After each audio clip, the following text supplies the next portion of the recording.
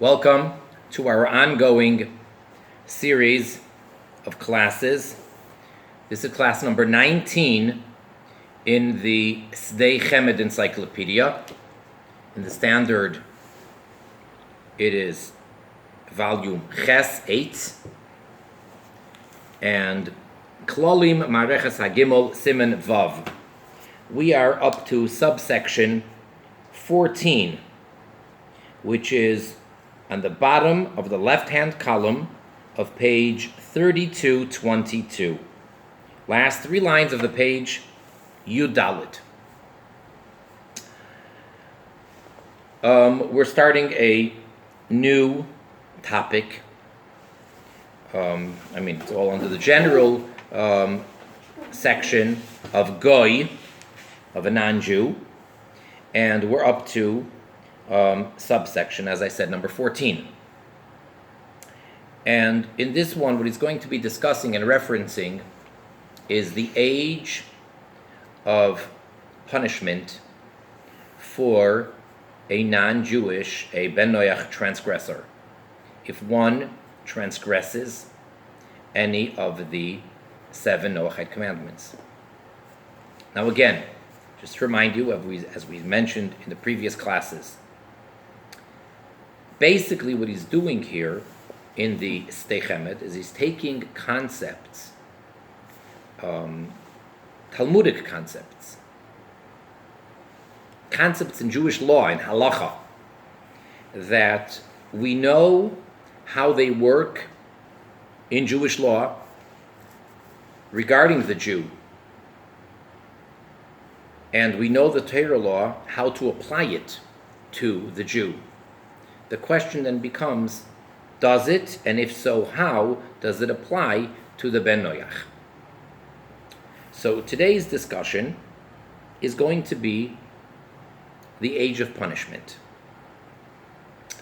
By Jewish law, it's pretty clear, and that is Bar Mitzva. When a Jewish boy reaches age 13, he then, by Jewish law, legally went from being a minor, a child, to becoming a responsible, obligated, mature adult. And by a girl, it's age 12. There's really 3 stages by a girl, which does not apply to a boy. By a girl, there's under 12, she is a minor, a child. Between 12 and 12 and a half years old, she has this middle stage, which in biblical language is called a na'ara, a young lady. And then from age 12 and a half and on, she is an adult, a mature, responsible, obligated adult. The truth of the matter is, it's not just the birthday on the Jewish calendar when the boy turns 13, or actually, as we say in the halachic terminology, 13 in one day, meaning he's entered the next year. But, biblically speaking, he needs to have physical maturity. He has to have his pubic maturity to become obligated. And likewise with the girl.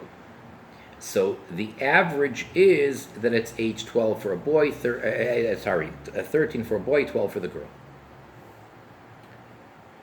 So much so that it can't be earlier. So without getting into all the details, if the boy does have the physical maturity before his 13th birthday, we ignore it. However, if he turns 13 and it's known for a fact that he does not yet have the physical maturity, then he legally, on a biblical level, is not yet Bar Mitzva, is not yet obligated.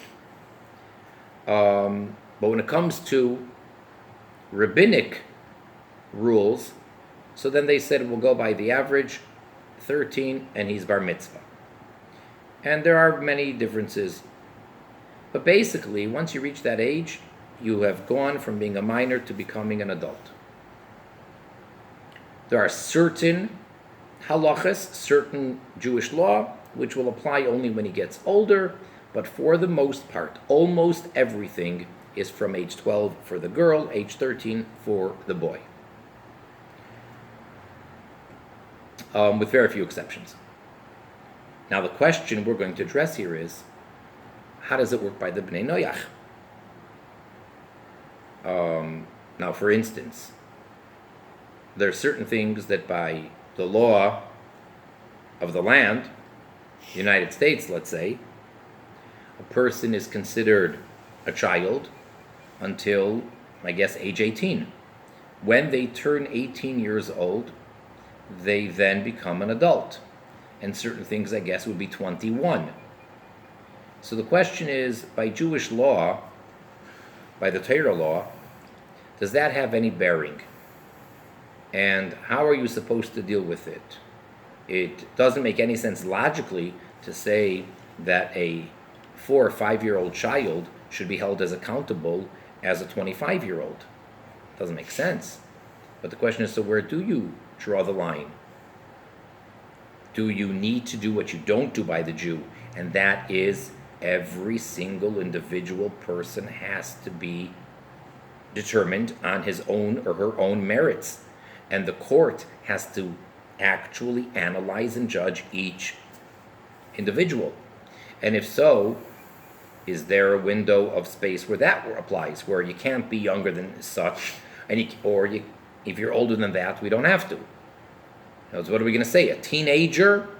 But once you've reached age 20 or 21 or 25 or whatever age we decide, and who are the we, and how can we decide that at that point, no matter what, the person's an adult, a responsible adult, unless they're not well, unless there's some mental challenge, or if they're legally insane. So that's what we're going to discuss now. How does the age of punishment, meaning responsibility and liability, apply to Bnei Noach? All right, left-hand column, page 3222, all the way at the bottom, last 3 lines. Im ma'anishin lekaton ben Noach. Do we punish a minor of a ben Noach for transgressing? Oy, or perhaps alternatively, dinoi ki Yisrael. The law of the ben Noach in this regard is just like for the Yisrael, for the Jew, which means if he's a minor, he is completely absolved of any obligations. Ve'inoi nenash. And therefore, as long as he's underage, whatever that is, he does not get punished. Even once he reached the stage, the level of pa'utois, which is a child that can speak fluently, and that's basically age 6 or 7, depending on the child. So it's a certain level of maturity. And as far as the obligations of a Jewish child, once they reach this age, they become obligated on a educational or training level, even though they're still minors. So there is a difference between a 4-year-old child and a 10-year-old child. So the question is, what do we say when it comes to the ben Noach? When they reach the age of pa'utois, this young age, can they be punished for their transgressions, or are they still minors? Kol sheloi ba lichlal shonim. As long as the person did not reach the age of becoming an adult, maturity. So that's the question.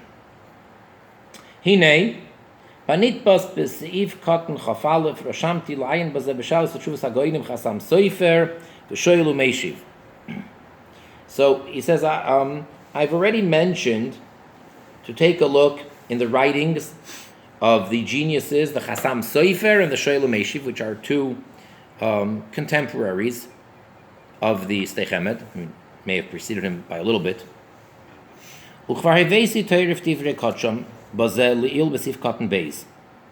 And I already brought down the main point, the gist of their holy words earlier in subsection 2.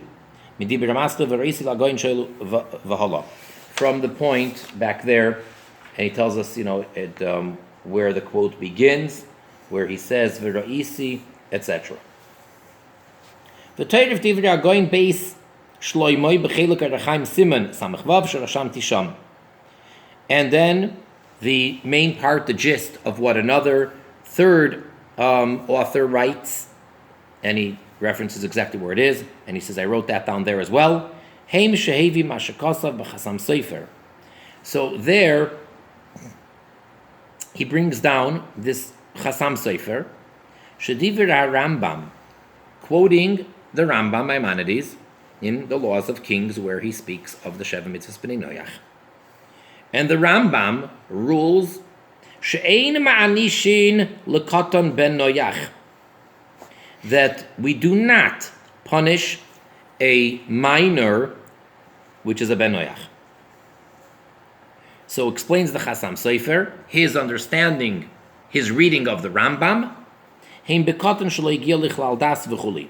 That it applies to a minor, to a child that has not reached the age of intelligence. It's more than intelligence, but it's a certain level of intellectual maturity, where he can differentiate. It can make proper judgment. It's a certain intellectual level of maturity. Aval, however, says the Chasam Sofer, reading into the Rambam, this is how he understands the Rambam. Aval katan shadaitoi shleima, but a child whose mind is complete. Yesh lo zichia min haTorah v'chuli. Biblically, he can merit, he can acquire things, and basically we are to treat him as an adult, and therefore he's liable, and therefore he can or he needs to be punished if he makes the wrong choices. Okay? So even though he's a minor, but if he is mature in his intelligence, then we consider him an adult. V'kosav, and he writes, She'ein dvarav miskablim. However, the Beis Shloimeh, who quotes this Chasam Sofer, who reads into the Rambam as follows, disagrees. And he says his words are not acceptable. Bifrat b'lashon Rambam v'chuli. Particularly if you read the language of the Rambam.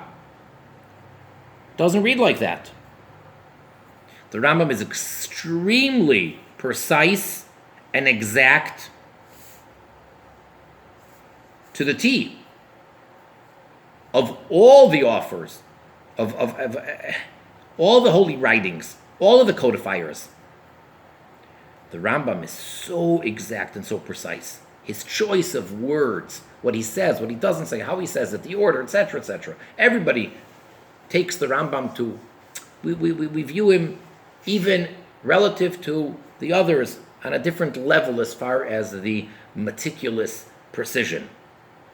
So, if you read the Rambam, claims the Beis Shloimeh, that's not what he's saying. He doesn't say that a child who's intelligent should be considered like an adult in this regard. V'herich bepilpul atzum, and he elaborates this Beis Shloimeh with an amazing, a tremendous discussion, lachriach, to force the issue, to come to an absolute conclusion. The gam beben noyach stam katan uktana bahem ukmoi b'Yisrael. That also, with regards to the ben noyach, the minor, the child, male or female, is just like same rule as by the Jew, by the Yisrael. Namely, the chol shelo yigiu lichlal shnei sehem, as long as they did not reach their age on the calendar of maturity, im havas sairos, together along with the age, with the pubic hairs. Mikro ketanim, they are called minors. They are children and everything that goes along with that. It's a day before 13, a day before 12. They are a minor. Tomorrow, they can be transgressing and it will be a capital offense. Today, they're a minor and they are irresponsible. They are not to be punished. That is how he concludes very clearly. Not like the Chassam Sofer reading into the Rambam. Because of Daf Mem Gimel Omid Gimel, and he writes, and he references where he writes it over there, the af de shir gadlus ubichlal shiurim. He's in his lengthy explanation, proving this point. He explains the following problem. He answers the following issue. There's a problem, seemingly, with taking that approach, and that is all shiurim, all measurements. We've discussed this in a previous class in this series. All measurements, whether it's amount of food that one needs to eat, any measurement. In Jewish law, there's so many things which have to do with the detail and specifics of weights, of volume, of size. All measurements are in the category of halakha l'Moshe Sinai, that it was given by Hashem, by God, to Moses orally, and it only applies to the Jewish people. We were discussing that if a Jew eats something which is forbidden for him to eat, non-kosher, at what point does he get the punishment? So there's a certain size, and if he ate less than that, although he may be transgressing, but it's not punishable. So then the question was, what about a ben noyach who eats something which he's not allowed to eat? Eiver min hachai. Is there that same amount? Is there an amount? Or is it, no, the most minute amount? And so on and so forth. So if you're going to tell me that there is an age where a person turns bar or bas mitzvah, how do we know that age? Who decided the age is 13 for a male and 12 for a female? That's all part of the shiurim, the measurements. So how does that apply to a ben noyach? How can we just say, well, it applies equally to a ben noyach? The whole point of the shiurim, of the measurements, including age, is that it's only for the Jew. So he explains why that's not an issue. The one who explains that that's how we know the age of Bar Mitzvah, that it's age 13, so that's the Rosh. Ubechuvas Moharil, Siman Nun Aleph, Vayinida Memhei Amud Aleph. Okay, so he's giving us a few references where it is stated that measurements are that the age falls into the category of measurements, and therefore it's something which is just given orally, and that's just the way it is for Jews. And then the Rambam tells us a very general statement, not about this per se, but this is included. The Rambam says that all shiurin are not given for bnei noyach. So whenever it comes to anything which there's a certain amount in order for it to be forbidden or whatever, doesn't apply to bnei noyach. Doesn't go by measurements. The whole idea of measurements only is for the Jew. So in that case, this is also a measurement of what age he turns bar or she turns bas mitzvah. Mikol Makim. Nonetheless, this is how he answers it, why it's not a problem, and why we do apply the age of going from a minor to an adult, just like by the Jews. Shir de Gadlus, when it comes to the age of becoming an adult, Al Korchin Zeva Zeshavin, we must say, logically, that they're both equal, the Jew and the Ben Noyach. It's one thing to tell me that this is a certain amount of food that one needs to eat in order to receive the punishment for eating non-kosher. And you could say, fine, that only applies to the Jew, and it doesn't apply to the non-Jew. And also you have to eat it within a certain amount of time. So it's got to be a certain volume within a certain amount of time on the clock. And that only applies to Jews. Okay. But as far as age of liability, of course that would apply. And when the Rambam says that the shiurim, the measurements, were not given for the Bnei Noach, if it doesn't apply, this obviously has to be an exception. The Kos Avoid, and he writes further, the Beis Shloimeh says, if we would agree with the Chasam Sofer, his reading into the Rambam, that a child, at least from the age of 6 or 7, does get punished by Bnei Noach, is held accountable, then we'd be able to say the exact opposite of the Chasam Sofer's conclusion. We could take the exact opposite approach. And that is that the Ben Noach is not considered a legal adult by Jewish law until age 20. Shazu ben das shleima, because then he becomes fully intellectually mature. And Torah recognizes age 20. I said there's very few exceptions, but this is the exception.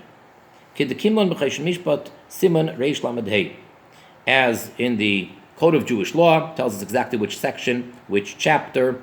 We find that with regards to a Jew, age 20 is the point where we hold him as liable, not under.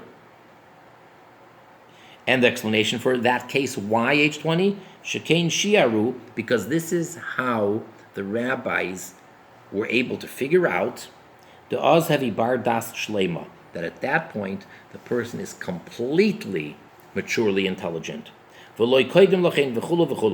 no earlier, etc., etc. In other words, we all know that there are stages of development. Physically, emotionally, mentally, intellectually. Now, in order to be held responsible and have liability and be obligated and be able to be punished if transgressing, one needs to be, quote unquote, mature. The question is, what does that mean? So, it has to be physical and intellectual. Okay? And you have to get to a certain point and say that's exactly the point where the person made that transition at that moment. Doesn't mean that you don't continue to grow throughout life. Hopefully, not only because of experience, but also intellectually, a 30-year-old is smarter than a 20-year-old.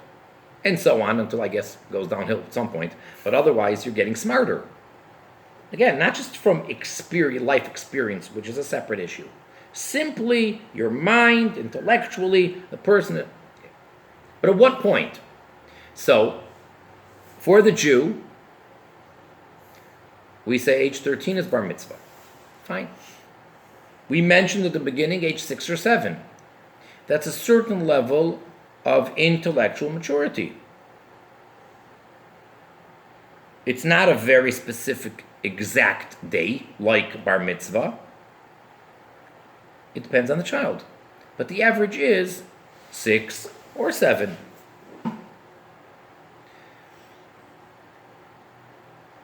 And when it comes to educating children, we demand much more of a 6-year-old than we do of a 4 or 3-year-old. No question about that. Now, once the person reached 13, as far as particular, very specific laws are concerned, basically, if he inherited property, real estate, from his father, so the Jewish court will not allow him to sell it, to do anything with that real estate until he reaches age 20. because we say till 20, he is not yet intellectually mature enough to make proper responsible decisions in this area. He's still an adult as far as everything else is concerned. If he transgresses a capital offense, and he's over 13, and he has the pubic hairs, he will be put to death as long as there's proper witnesses, a warning, etc., etc. He is an adult as far as everything goes. Most everything. Comes to a certain area, we need him to have a certain level of extra maturity. And that, we figured that the average age is 20, and therefore they made up the age is 20, and it's the 20th birthday. The day before his 20th birthday, he cannot, he turned 20, he may. That's how it is, 20. Okay. Now that's something which is human nature. It's not shi'urim which were given from Hashem to Moshe at Sinai, and said, this is the amount, this is the age. No. Age 20 is a certain level of maturity. And I suppose that that's why in the United States, for example, age 21, that's pretty close. They didn't take it because this is what the rabbis said in Jewish law. It's for the same reason this is the conclusion they came to. Age 18, age 21, though that's close. That's age 20, more or less. So we can make the argument that if the Chassam Sofer is telling us that adulthood does not begin for the Bnei Noach at age 13 or 12, so instead of understanding it as he does, that therefore you're making a child liable, and you would put a 10-year-old child to death for transgressing, he says, no, our conclusion should be the exact opposite, the flip side. Since 13 and 12 don't play a role, okay, so let's wait until the child is properly intellectually mature. And that's age 20, as we find in the case of the Jew, that in a certain case, age 20 is what we wait for.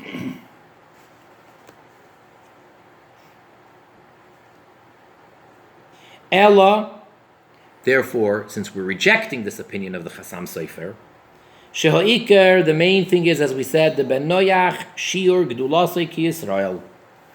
So the base Shloimoi is making the argument that, according to the Rambam, the age of adulthood, as far as being responsible and liable for the fulfillment, or the lack thereof, of the 7 Noachite commandments, for the Ben Noach is just like the Jew, meaning age 13 with the physical maturity, or age 12 with the physical maturity. And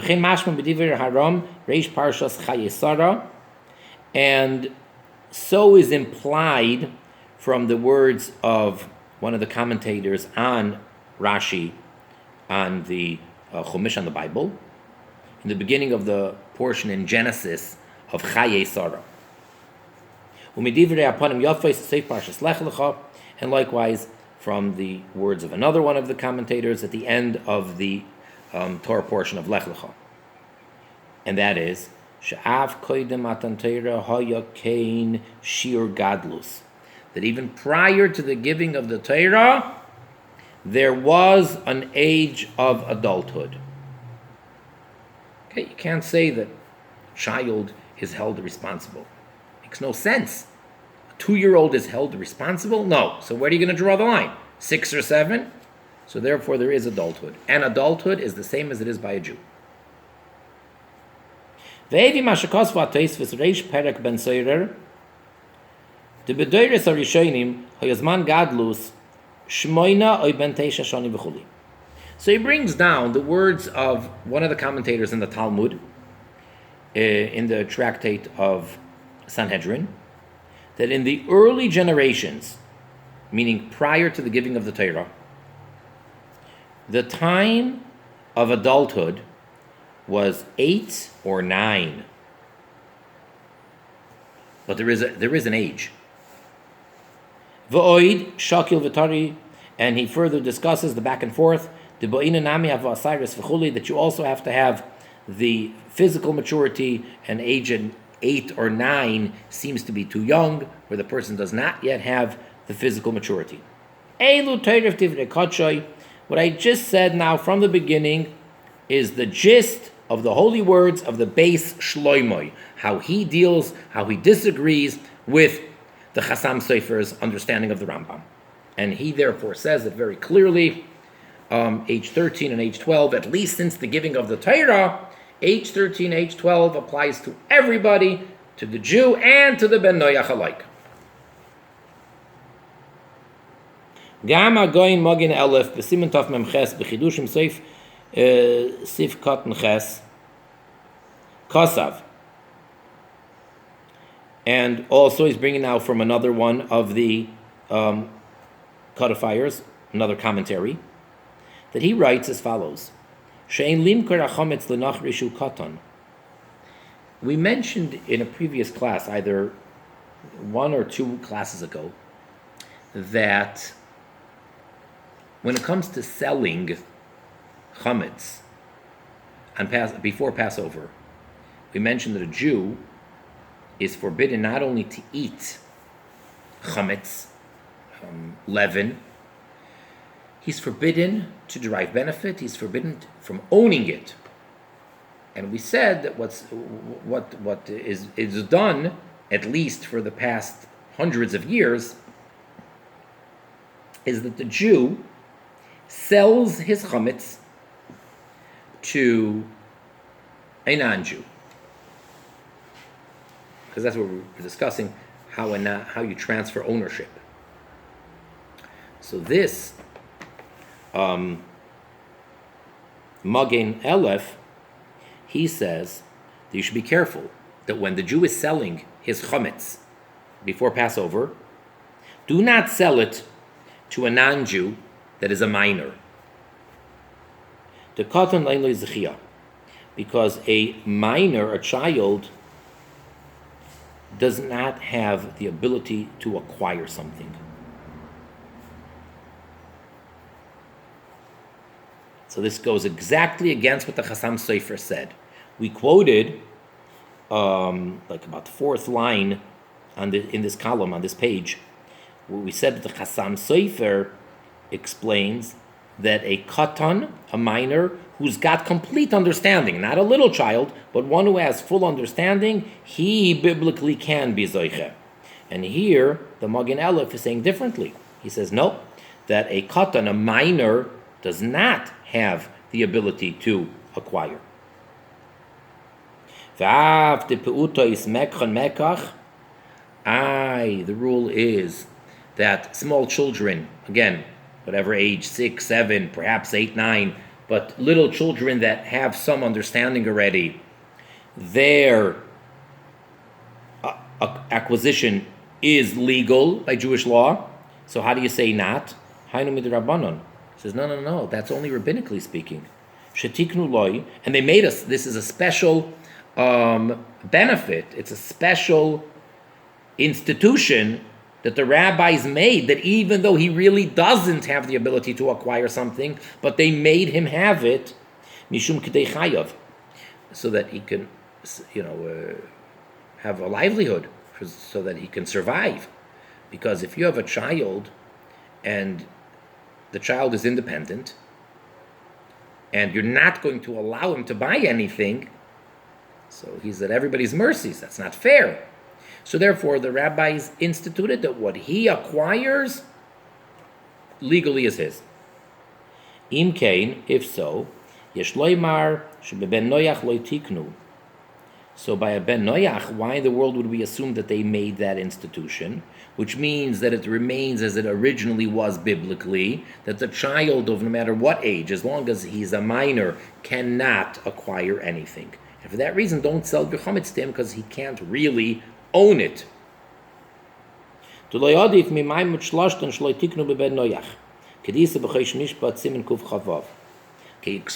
the reason why we can be sure that the rabbis did not make this institution for the benefit of the ben noyach, of the non-Jewish child, as they did for the Jew, because there's another related concept, which means in the company or in the presence of three, which is a specific case where the rabbis instituted that if you have three Jews and A owes B and B owes C, you can take B out of the picture and A can directly owe it to C in a particular case. And that, clearly it says in the Code of Jewish Law, in the Shulchan Aruch, it does not apply to non-Jews. So just like they didn't make that institution for the benefit or to make it easier on non-Jews with regards to owing money, so too, why would we assume that the rabbis went out of the way and made this institution that a child can acquire something even though biblically he can't? All right, so therefore he argues that we leave it as it is biblically, and that means that if a Jew sells his chametz before Passover to a non-Jew that's only 10 or 11 years old, that's not a legal sale, and he doesn't own the chametz, and the Jew, unfortunately, still does. Therefore, he says, when it comes to selling your chametz prior to Passover, be careful not to sell it to a katan, to a minor. V'kosav, dimhem gdoilim bekoima. Then he writes like this: what happens if they're physically tall? Al zeh levad efshar lismoich bechametz. That alone is enough to rely on when it comes to selling the chametz prior to Passover for the prohibition of a Jew owning chametz. Then you can rely on his physical size, because then we could say that it's enough that the Jew is revealing that he does not want to own this chametz.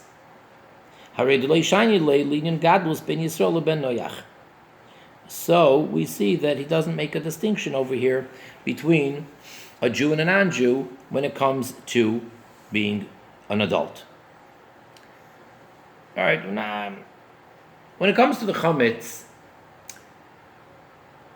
well, I don't want to get too detailed over here, too sidetracked. Let me briefly just put it this way. The prohibition is for a Jew to own chametz on Passover. Legally, almost theoretically, the Jew can simply disown it by making a declaration and saying, all my chametz is not my chametz. That would work. And we kind of do that. But that's insufficient. For one, the rabbi's concern is that the Jew would not be sincere enough. He owns thousands of dollars of chametz, and he doesn't really want to get rid of it. He just doesn't want to transgress the prohibition of owning this on Passover. So he's making this declaration. He could even make it in public. He doesn't really mean it. And the proof is, if someone else were to come and take it, either another Jew or a non-Jew, he would protest. So what are you doing? I'm planning on re-owning it in 8 days from now. Yeah, but it's not yours now. I'll eat it before 8 days are up. It's not yours. So he said, no. What? No. You didn't mean it. Oh. Now, you can't ask, well, what about by the sale? Sale is irrelevant. You don't have to mean it. If I sell you something, it's irrelevant what my feelings and what my intention, well, for the most part, if it's clear, if it's a legal document, without getting into all the complications of the legalities and all the loopholes and all of the brilliant lawyers out there, basically, for us simple folk, if you have a document, if you have a law in place in the land, and you transferred ownership, that's it. You can't say afterwards, I didn't realize, I didn't know. What didn't you realize? What didn't you know? Well, I didn't realize that I was going to change my mind. Or I didn't realize that what I sold you had such sentimental value to my family, and I'm really getting in trouble because I sold you my great grandmother's. If the guy wants to be a nice guy, and that's within the letter of the law. But by the letter of the law, a sale is binding. It's done. So the same thing comes to the Passover. When the Jew sells his chametz, it's not a game or a joke. It's a legal transaction. And even though his intention at the time is, I sure can't wait, or I hope that at the end of Passover, it'll become mine again. And I really don't want that the non-Jew who bought it should come into my property, into my home, and take it away. That doesn't defeat the purpose. That doesn't question the legality of the sale. Just because you're not interested in the guy really taking it. Hey, it's legally not yours. Good enough. Anyway, back to this. Gam, last 3 lines in the first paragraph. Gam besefer birkas asher lagoin hanal bedinim luchas pesach shebetchilas hasefer bois hey shana dvarav. So the above mentioned Magen Elef. So in another one of his books, in his Laws of Passover, he repeats the same idea. V'hizir, and he warns, he says there also, not to sell chametz to a ben noyach where it's a doubt as to whether he reached adulthood. If you're not sure, don't sell it to him. So that law of Passover clearly goes against the Chasam Sofer, because according to the Chasam Sofer, there is no point of legal adulthood or maturity for the Ben Noyach. And as he himself said, that as long as his intelligence is complete, he can biblically acquire things, which means the Chasam Sofer would allow you to sell an intelligent, mature, bright, 10-year-old your chametz. And clearly, this opinion says no, not allowed. All right. So at this point, we have, so to say, 2 schools of thought as to whether the whole idea of adulthood, age 12 or 13, applies to Bnei Noach. We're right in the middle of the page, right-hand column, page Aleph Tov Reish Yud Beis, by the beginning of the next paragraph, the big word Shuv. Shuv Isakti Sefer Bris Yaakov Lagoin Maharar Baruch Lipshitz. I then got hold of a book called the Bris Yaakov, which is authored by Rabbi Baruch Lipshitz. And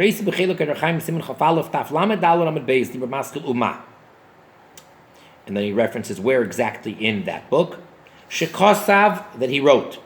Sharav Ashoyel, that the rabbi that asked him the question, he's responding to a question. So the one who asked the question, Hiksha, questioned, Hamashikosav HaRambam, and that which the Rambam Maimonides wrote, that we do not punish a ben noyach who's a minor. So what's the problem? This is questions like this. From the fact that the Rambam wrote, ben noyach. Measurements, time, space, weight, volume, measurements were not given for the non-Jews. All measurements, we say, are halacka l'Moshe Sinai, part of the oral tradition given from God to Moses, and they only apply to the Jew. Maimonides says that. V'shir gadlus ben yud gimel shanu halacka l'Moshe Sinai, k'meshe kosav harash v'chuli. And the fact that a Jewish boy becomes an adult and turns into a man at age 13, according to the Rosh, is a shi'ur. It is halakha l'Moshe Sinai. It's an oral tradition that Hashem told Moshe that Jewish boys at age 13 become adults. So, uvitchila kosav, At first, he wrote, Deloi Kasha, that it's not a question, not a problem. Tarosh, Shekasav the Ben Yud Gimel Shana V'Yem Echad, Hevegoda V'Chuli. When the Rosh writes that 13 years old, or 13 in one day, which means the 13th birthday, is considered an adult. And that the Rosh says that this is included in those measurements, which is part of the oral tradition from Sinai.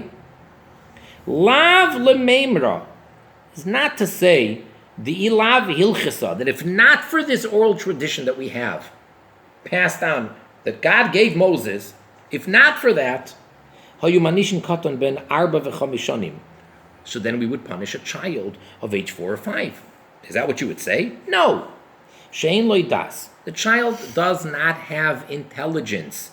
He cannot be held responsible for decisions or for transgressions of age 4 or 5. He has no das nor v'kavana klal or intention. Because at that age, he is indeed considered like someone who's an imbecile or insane or literally a fool or someone who's deaf mute. See, as we've discussed quite a while back, in Jewish law, oftentimes, very often, there are three categories that are lumped together. You'll find it all over in Talmud, Mishnah, Talmud, Gemara. Cheiresh, Shoite, and Katan. Cheiresh is someone who's deaf-mute. Shoite is someone who is legally insane. And that's a whole discussion for itself. What does that mean? What point, etc. And Katan is a minor. So a Katan, especially if he's so young, of course, no one would dare think that, well, if not for the halacka, if not for the oral tradition that you turn Bar Mitzvah at age 13, we would punish a child. Really? What age? 4 or 5 years old? You'd punish him because he knows how to speak? Because he seems to know how to make decisions and do things? So therefore, if he willingly transgressed or did something, so you would give him whatever the punishment is, 39 lashes, kill him. A 4-year-old child with a warning and with 2 witnesses that desecrates the Shabbos would be put to death? Absurd, ridiculous. So, it's not like, if not for this oral tradition of Bar Mitzvah at age 13, we would just punish little children as well. Val karchim, therefore we must say, so what is this oral tradition? After chazinon katan bar das, that even if we see a child who is intelligent, he is intellectually mature, and he behaves completely like an adult. Everything he does, all of his behavior and interactions, it's all like an adult. Nonetheless, this is where the halakha comes in. That we don't punish him under age 13 in one day, no matter how smart he is, no matter how mature he seems to be. Even if he's got the physical maturity as well. Under age 13, we do not punish him. So this law of 13 is not coming to be, how should I put it, strict. It's coming to be lenient, in a sense. So now, going back to the Rambam, when he's speaking about the Bnei Noach, when the Rambam says that you don't punish a Ben Noach for transgression if he's a minor, and then the question was, hey, I thought the measurements, including the age, was only given for the Jews. The Rambam means a child that doesn't have intellectual maturity. Similar to the deaf mute or the insane individual that the Rambam mentions. Aval Kotan Bardas. This is how he's reading the Rambam. But a child who is intelligent, he's clearly mature intellectually, Afilu Koidim Yud Gimel Shana, even if he's not yet 13, Yesh Loimar, we can say, reading into the Rambam, Demanishin Bibnei Noyach, that we would punish him. Because the rule of age 13, that is for the Jew, not for the Ben Noyach. But again, what do we mean that it's for the Jew? To be lenient. That Hashem told Moshe that regardless of how intelligent the child is, how mature he is, etc., under age 13 he's a minor. That was only said about the Jews. With regards to the Ben Noyach, follow logic. Logic. The child is 11 years old, and he's mature, and he knows what he's doing, and he's making intellectual choices, etc., etc. Hey, he's an adult. So what does the Rambam mean that you don't punish the child, the Ben Noyach who's transgressing? He means not a specific age. He means to say that if he is immature, intellectually he's still a child, then you can't punish him. Which, at this point, according to this opinion, means every child has to be, every case is judged on its own merits. There is no clear-cut age as it is by the Yisrael, by the Jew.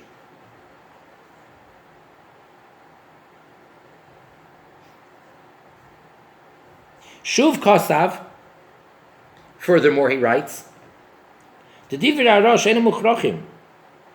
by the way, that which the Rosh said, that age 13, becoming a mature adult for the Jew, is halakha l'Moshe Messinai. It's this oral tradition that we have, and that's the age. He says, that's not necessarily so. We don't have to follow the opinion of the Rosh. Why? Sharei Rashi ben Nazir daf choftes, for Rabbeinu Evadia be'avos soif perek chamishi, gabi ben yud gimel u'mitzvahs kosvu di alfinun me'ish ve'isha asher yasu mechates ha'adam.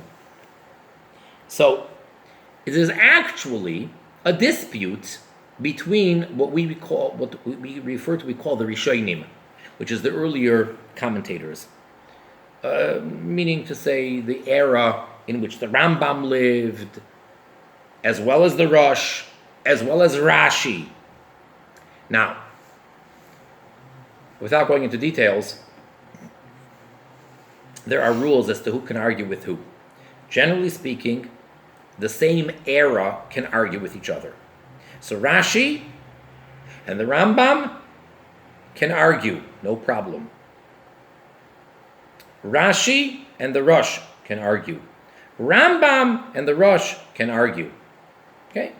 So now, the Rosh says that the way we know the Bar Mitzva is 13, that a Jewish child becomes an adult at 13, is because that's the word of Hashem, part of our oral tradition. Very nice. Rashi doesn't seem to agree with that. Rashi, and likewise, one of the main early commentators on the Mishnah, Rabbeinu Evadia from Bar Tanura, he too, on the Mishnah, in the tractate of the Ethics of the Fathers, the end of chapter 5, it lists the life cycle of a person, starting with age 5, and it says age 13 is when one becomes obligated to do mitzvahs. So it says in the Mishnah. Age 13 for mitzvah, bar mitzvah hence. So, they say that we learn it out from a verse where it says, man or woman that will do any of these sins, they have to then bring a sin offering. So it uses the word man, ish, and then isha. Okay? And then, hold on to that word, where it speaks about being a responsible adult, and that if you transgress, you are obligated to bring a sin offering. Then, go back to Bereshis, to Genesis. Uvishchem ksiv, and when it comes to the episode where the city of Shechem was wiped out, because he kidnapped Dinah, the daughter of Yaakov of Jacob, and raped her. So he transgressed 2 of the Sheva Mitzvahs B'nei Noach.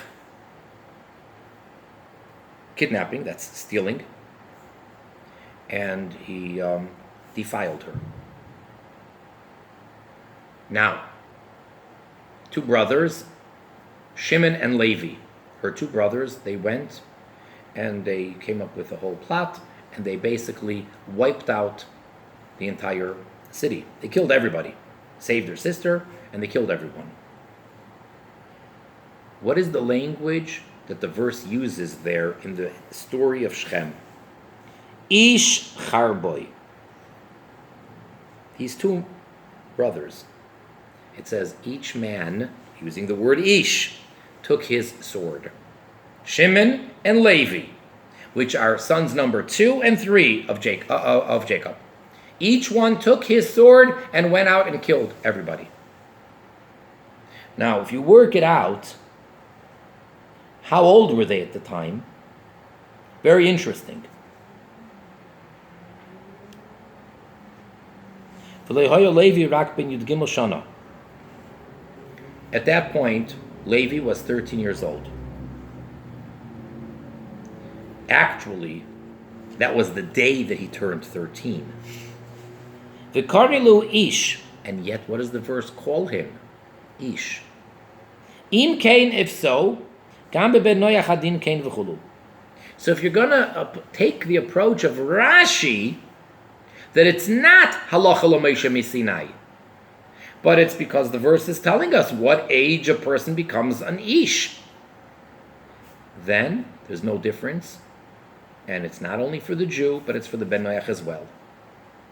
Which means that, according to what we're saying now, the opinion of Rashi, not the Rosh, the opinion of Rashi is that a Ben Noach is just like a Jew when it comes to the age, and it is age 13. And that's when he's an adult. And that's when he can be punished.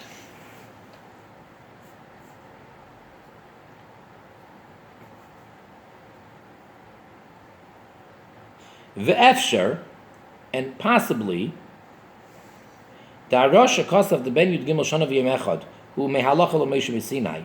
When the Rosh writes that age 13 is part of our oral tradition, that's when the person becomes an adult, hu l'dayek de'ba'inen davka Ben Yud Gimel Shana V'yem Echad v'shiyavish te'isayros. That what he means is that the person needs to have reached the calendar age of 13 full years, and to have the 2 hairs.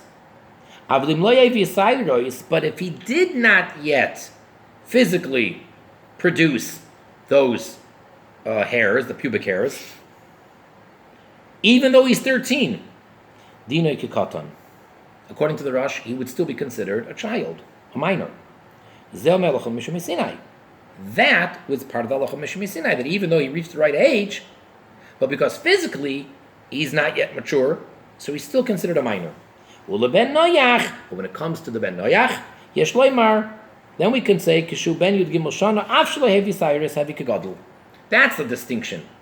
That a Ben Noach goes by the age. Age 13, even if he doesn't have the physical maturity. But he's age 13, he's an adult. Whereas by the Jew, it's got to be both things, 13 and have the physical maturity. That might be the meaning of the Rosh, but not that the Rosh says that therefore you can, punish the Ben Noach from a very young age. No, he agrees, 13 is for everybody. But what he means when he says 13 for the Jew is that if he doesn't have these simonim, then he's considered still a minor.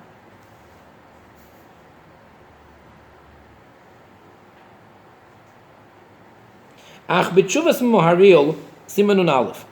Matza shakasav gam kein ben yud gimel oinshin havim hilchasa.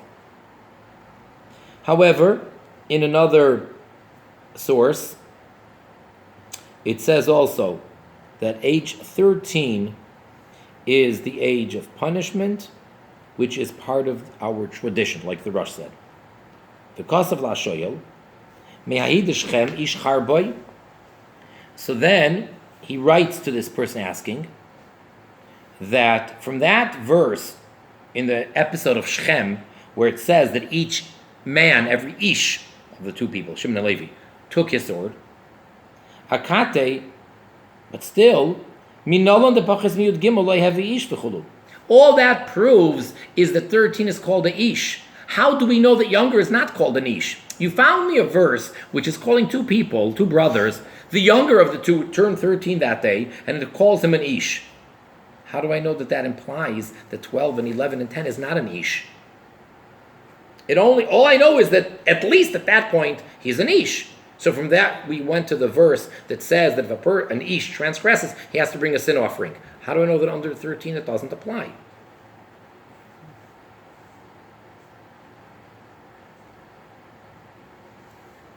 Ella milchasa. Rather, we have to therefore go back, and he says that you have to go like the Rosh says, that it actually is an oral tradition. Shuv kosav makar l'mash kosav Rambam to lo nitnu shiurim libnei noyach. Shu benazir dav samach aleph. Okay, then furthermore, he writes a source for that which the Rambam writes that the shiurim, all of the measurements, were not given to bnei noyach, and the source for that is in the Talmud Tractate Nazir. The parich that the Talmud there asks, Eima b'nei Yisrael, dichsiv gabi nazirus b'nei Yisrael, madirin es b'neim b'nazir. Ve'einachri madirin b'neim b'nazir. Yachol lo yu nazirim, Talmud loymar ish. The Gemara there is discussing, can a father place the vow of becoming a nazir? A nazir is a certain type of a vow. As soon as a person takes upon themselves that nazirut, then they're immediately forbidden to drink wine or eat grapes or raisins or anything like that, and to become defiled from a dead body, and to cut their hair. Basically, those are the prohibitions that apply to a person who's a nazir until, generally it's for 30 days. Okay. Now, a father can place nazirus upon his son. Well, what about a non-Jew? Can he make his son a nazir?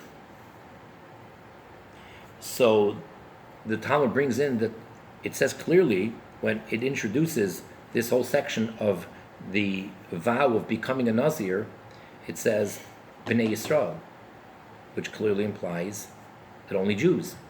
But then the Talmud brings in the verse that says Ish. Ish means man. In other words, when it comes to be able to make your son a Nazir, that's only Bnei Yisrael. But in general, to become a Nazir on your own, there even a non-Jew can become a Nazir because the verse says Ish. Ha'amar Rabbi Yechanan alachi ben Nazir. So then we say, no, Rabbi Yechanan says that it's an oral tradition that we have with regards to the Nazir. Im kain, if so, lo yibaykra l'mayit kusim. So then you don't need a verse to exclude the non-Jew. De'ein madirin b'neim b'nazirus. If you're telling me that it's an oral tradition, then I don't need a verse to exclude the non-Jew from being able to do this to his son, to make him a Nazir. Okay, we're on the top line, on the left-hand column. Kevan dehevi rak halacka, lo nishnis elo l'gabe Yisrael. So since it's an oral tradition, so therefore it's only taught for the Jewish people. As the Tosfos writes there in the Tractate Nazir. V'im kain, if so, mevur ka Rambam, so it comes out like the Rambam, ta'alacha lo nitna rak l'Yisrael. So from there we see that would pretty much be the source that the Rambam says that all shiurim, all measurements, only apply to the Jews. So the source for it in the Talmud is by the case of the Nazir. Well, so according to this, we can prove the fact that we cannot punish a ben noyach that's a minor, that's the The whole problem is that the Rambam says that Bnei Noach are not punished if they're minors. But the Rambam also says that the Shiurim were only given to the Jews. So now he said, no, not a problem. That which the Rambam writes, that you don't punish a Ben Noach who's a minor, V'shir hevi bedidhu legadlus, mehach sugya de parich bedav samach beis, ish ki yafli neder berkecha barachin lamoli, mechte ha'iska sharachin l'nedarim. Tomar kra ish ki yafli neder berkecha. V'tane gabi nedarim, ish to rabbi sakusim shneidim nedarim v'nedavis kisro. Okay, so the Talmud goes into this whole thing and juxtaposes these verses to show you that a non-Jew should be able to become a Nazir. Because the verse states that when it comes to a general vow, a neder, it says the word ish twice, repetitive. There's no extra words in the Torah. What's the extra word ish coming to teach us? To include the non-Jews. They too can make vows just like the Jews.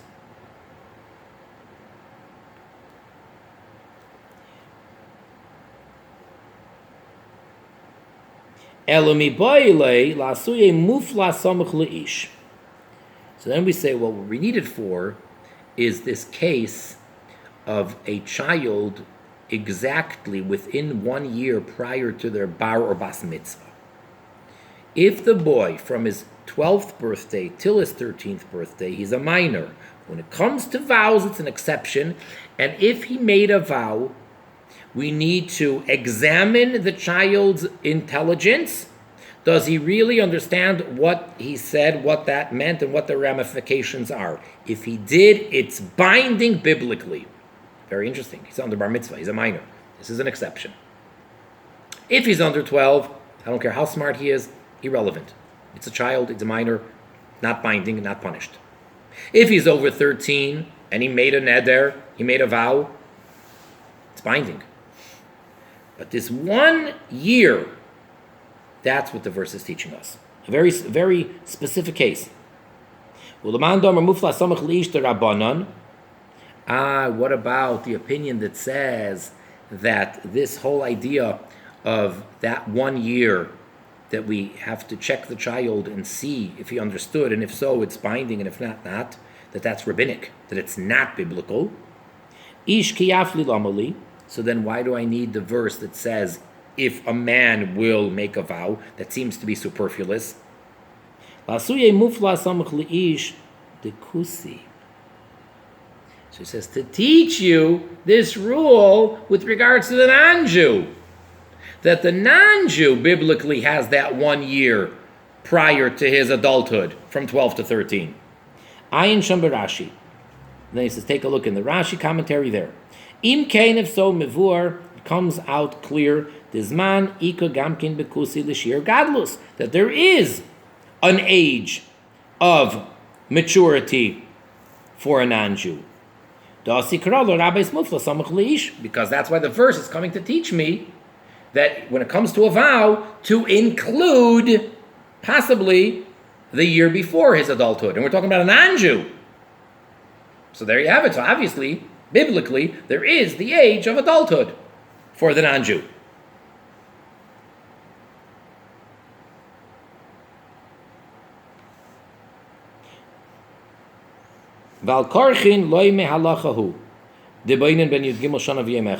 Therefore, we have to say that it's not a halakha, it's not a tradition, that age 13 is when the person becomes a responsible, obligated adult, but rather we're learning it out from these verses. But rather, like I wrote earlier, that we learn it out from the verse when it came to the Shechem story, because it says, and each man took a sword, and at that point Levi, the younger of the two brothers, was 13. If so, by Bnei Noach, the same thing, because don't forget, before the Torah was given, everybody was a Ben Noach. So Shimon and Levi, biblically, and by Jewish law, were Bnei Noach. They weren't Bnei Yisrael, even though they were literally Bnei Yisrael, because their father is Jacob, who's Yisrael. But in the halakhic sense, until the giving of the Torah, the Bnei Yisrael were Bnei Noach. And since the Torah is teaching us that Shimon and Levi are Ish, meaning from age 13, so then it would apply to Bnei Noach as well. So, in summation, as usual, he isn't giving you a clear ruling, but it's an encyclopedia. So he's bringing lots of information. So there are different ways of viewing the age of legal maturity for a ben noyach, who, if they transgress any of the Sheva Mitzvahs b'nei noyach, any of the 7 or related, that they would be punished. One opinion is that it's just like the Jew, age 13. And just like the Jew, he also has to have physical maturity. Another opinion is, no, it's like the Jew, age 13, but even if he doesn't have the physical maturity, still it's age 13 for the boy. Another opinion is nothing to do with 13, that's very specific only for the Jew. And each case has to be judged on its own merit. And is this child mature enough? Does he understand what he's really doing? Then I don't care how young he is. And if he doesn't understand it, even if he's over 13, I don't care how old he is, he's not mature enough. He's still a minor. That's pretty much where we're at. And that brings us to the next piece, which is second paragraph on the left-hand column on page Aleph Taf Reish Yud Beis. So, till next time, wishing everybody much success in learning and studying and teaching and promoting, and most importantly, in observing and keeping God's laws, the Sheva Mitzvahs b'nei Noach, and making this world the perfect world as is the intention of the Creator, with the advent of Moshiach coming and becoming totally revealed immediately now. Thank you.